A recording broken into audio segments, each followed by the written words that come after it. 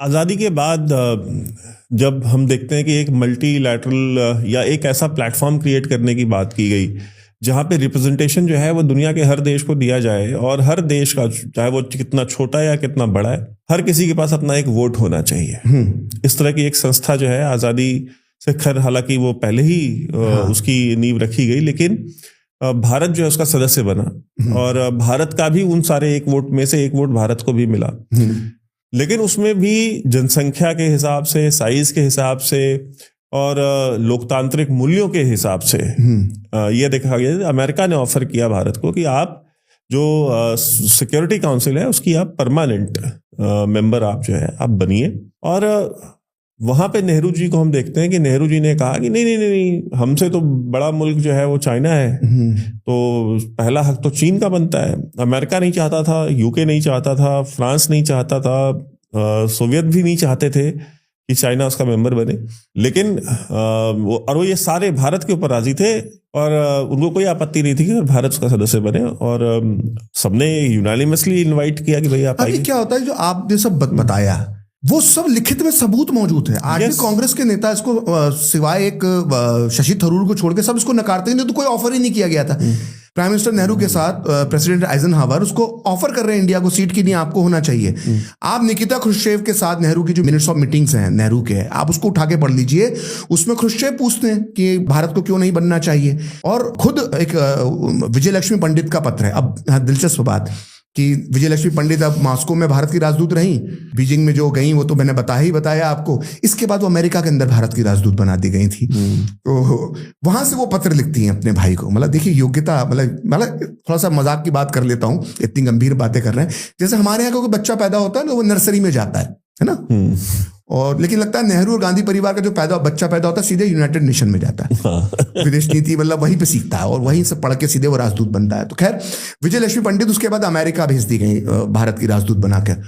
वहां से वो पत्र लिखती है। वहां पे वो अमेरिका में कुछ टटोलना चाहा अमेरिकी प्रशासन ने, व्हाइट हाउस ने इंडिया को, कि हम आपके लिए सोच रहे हैं परमानेंट सीट वीटो पावर की भारत को देने की। तो उसके दो सीनेटर विजय लक्ष्मी पंडित से ये मैसेजिंग देते हैं कि हम भारत के बारे में विचार कर रहे हैं, आप लोग क्या सोचते हैं इस बारे में। वो ये अमेरिकन पैटर्न आज भी है, व्हाइट हाउस की डिप्लोमेसी का पैटर्न आप मुझसे बेहतर समझते हैं। यही पैटर्न होता है, वो सीनेटर्स के थ्रू वो शुरू होती है और फिर वो एक उसका लार्ज स्केल पे डिसीजन होते हैं। तो वो पत्र लिखती है नेहरू को कि ये सोच रहे हैं, लेकिन हालांकि मैंने ही मना कर दिया है कि भारत में बहुत अच्छा कोई इसको लेके, भारत में कोई पॉजिटिव रुख हमारा तो नहीं है इसे लेकर। मतलब सोचिए, भारत का राजदूत, चूंकि वो प्रधानमंत्री की बहन है, इसलिए अपने स्तर पर ही वो जो दो सीनेटर अमेरिका के आते हैं उनसे पूछने के लिए, उसको वो कर देती है, इस प्रस्ताव को वहीं ठंडे बस्ते में डालने का बोल देती है कि बोला हम बहुत इसको सीरियस नहीं लेंगे। मतलब सोचिए, भारत आज कोई राजदूत कर सकता है कि बिना प्रधानमंत्री कार्यालय से पूछे हुए और बिना विदेश मंत्रालय से पूछे अपनी राय पहले ही दे दे उधर कोई भारत को लेकर बातचीत चल रही हो। तो ये पावर था विजय लक्ष्मी पंडित के पास में। खैर, तो नेहरू जो पत्र लिखते हैं, ये दोनों पत्र selected works of Jawaharlal Nehru में भारत सरकार ने प्रकाशित किए हैं। उसमें नेहरू लिखते कि नहीं ये तो गलत हो जाएगा, हमें किसी का हक नहीं मारना, हमको ये नहीं करना, चीन का पहले हक बनता है, इससे गलत संदेश जाएगा। तो ये सरकारी दस्तावेजों के अंदर मौजूद है कि भारत को बार बार सुरक्षा परिषद के अंदर स्थायी सदस्यता जो है वो वीटो पावर मिलने के लिए ऑफर हुआ। अब मैं आपको वो चीज बताता हूं जो मुझे लगता है कि शायद बहुत कम लोगों को मालूम है, और मुझे भी नहीं मालूम थी। बस रिसर्च करते करते मैं किसी और विषय पर रिसर्च कर रहा था और भारतीय विदेश विभाग की 1963 की एक रिपोर्ट मेरे हाथ लग गई, वैभव जी, जो सालाना रिपोर्ट होती है ना, एमई अपनी हर सालाना रिपोर्ट निकालता है। तो 1963 की सालाना रिपोर्ट मेरे हाथ में लग गई। उसमें चैप्टर था कि भारत की नीतियां संयुक्त राष्ट्र के बैठकों के अंदर, मतलब भारत ने संयुक्त राष्ट्र के अंदर क्या क्या मुद्दे उठाए, क्या क्या मुद्दे रखे गए।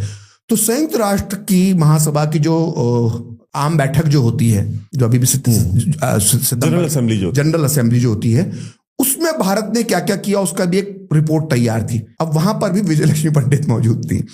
तो पहले वो मॉस्को में, फिर दोहराता हूँ, मॉस्को में राजदूत बनी, फिर चीन नीतियां बनाई, फिर वो अमेरिका पहुंच गई भारत की राजदूत बन के, उसके बाद वो लंदन हाई कमिश्नर बन के पहुंच गई भारत की। अब वो भारत की स्थायी प्रतिनिधि हैं संयुक्त राष्ट्र संघ में, मतलब परमानेंट एम्बेसडर, मतलब ये, मतलब जो महिला स्कूल कॉलेज परमानेंट रिप्रेजेंटेटिव, हाँ, परमानेंट रिप्रेजेंटेटिव, जो महिला कभी स्कूल कॉलेज नहीं गई, क्योंकि वो नेहरू जी की बहन है, मोतीलाल जी के घर में पैदा हुई है, इसलिए वो वहां पर बैठी हुई है। जो कि जिनका बाय द वे अगर आप इंडियन फॉरेन सर्विस देखें तो उनका प्रोटोकॉल और उनकी पोजीशन जो है वो अमेरिका में जो भारत के राजदूत होते हैं उनसे कहीं सीनियर होती है। That is equivalent to foreign secretary. बिल्कुल बिल्कुल। तो अब आप सोचिए कि उस पद पर भी वो विराजित हैं, नेहरू जी की अनपढ़ बहन। अब 1963 की वो रिपोर्ट मेरे हाथ में पड़ गई, मैं देखूं क्या क्या किया भारत ने। 62 का युद्ध हो चुका है, 62 का युद्ध हो चुका है, चीन हमें घाव दे चुका है, हमारी हजारों वर्ग किलोमीटर जमीन हड़प चुका है। उसमें भी 1963 में भी हम चीन की सीट का समर्थन करते हैं। विजय लक्ष्मी पंडित कहती हैं कि ठीक है, चीन के साथ हमारा युद्ध हुआ, लेकिन भारत का यह मत है कि सुरक्षा परिषद में स्थायी सदस्यता के लिए चीन ही दावेदार है। तो ये बेवकूफी से ज्यादा, बेशर्मी से ज्यादा, मतलब ये देश के साथ धोखा है कि जिस देश ने 8-9 महीने पहले आप पे हमला किया, इतना बड़ा घाव दिया है, आप 8 महीने बाद उसको फिर से उसकी हक में आवाज उठा रहे हो। और जब वोटिंग हुई इस पे कि क्या चीन को स्थायी सदस्यता सुरक्षा परिषद में मिलना चाहिए, तो भारत ने 1963 में भी उसके पक्ष में वोट दिया। युद्ध के बाद भी, अरे युद्ध के पहले तो चलो हम माफ कर देते हैं आपको कि आप उसकी चीन को, चलो आपको पहचानने में गलती हो गई, आपको नहीं मालूम था वो धोखा दे देगा। अरे धोखा खा लिया। आप बताइए ना, हिंदी चीनी भाई भाई का नारा दिया। आप कल्पना करके देखिए, एक सच्चे भारतीय होने के नाते मेरा तो खून खौलता है, रोंगटे खड़े होते हैं, क्योंकि मैंने वो तस्वीरें देखी हैं कि कैसे पीटी शूज पहनकर हमारे 303 लेकर हमारे जवानों ने उनसे युद्ध लड़ा। सिर्फ एक कम दूरदृष्टि वाला प्रधानमंत्री बैठा है जो उस खतरे को नहीं भाप पाया। उसके गलत फैसलों की कीमत हमारे जवानों ने चुकाई। ठंड में हाथ जम जाते थे उनको। अभी भी मेरे आर्मी में के मित्र हैं, वो वहां पर तैनात रहे अरुणाचल नेफा की सीमा पर। आज भी खुदाई होती है वहां पर, आज भी वहां पर जब खुदाई होती है तो कंकाल मिलते हैं सैनिकों के जो 303 अपने हाथ में पकड़े हुए हैं। मेरे ताऊ जी लड़े वो। आपको तो सब चीजें आपने बचपन से घर में सुनी होंगी। एक प्रधानमंत्री की गलत नीतियों की वजह से उन सब ने शहादत बलिदान दिया, वो रणबांकुरे कुर्बान हो गए। उसके बाद 8 महीने बाद उसी शत्रु राष्ट्र के लिए आप वोटिंग कर रहे हो उसके पक्ष में।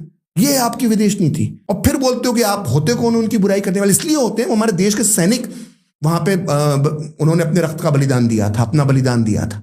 आज भी उनसे जुड़ी खुदाइयों में चीजें मिलती, कंकाल मिलते हैं, उनके लाशें, उनके शव जो है उनके घरों तक नहीं पहुंच पाए। और उनके साथ उसी राष्ट्र के पक्ष में आप शत्रु राष्ट्र के पक्ष में 1 साल बाद वोट डाल रहे हो। संयुक्त राष्ट्र संघ में आपकी बहन वोट डाल के आ रही है वहां पर, और फिर बोलते हो हम सवाल ना पूछें, इतिहास की बात ना करें। जब कंकाल निकलेंगे सीमा से 303 पकड़े हुए, ठंड में सुखड़े हुए कंकाल, तो फिर इतिहास से मुर्दे तो हम भी उखाड़ेंगे ना, उखाड़ रहे हैं। उसमें तो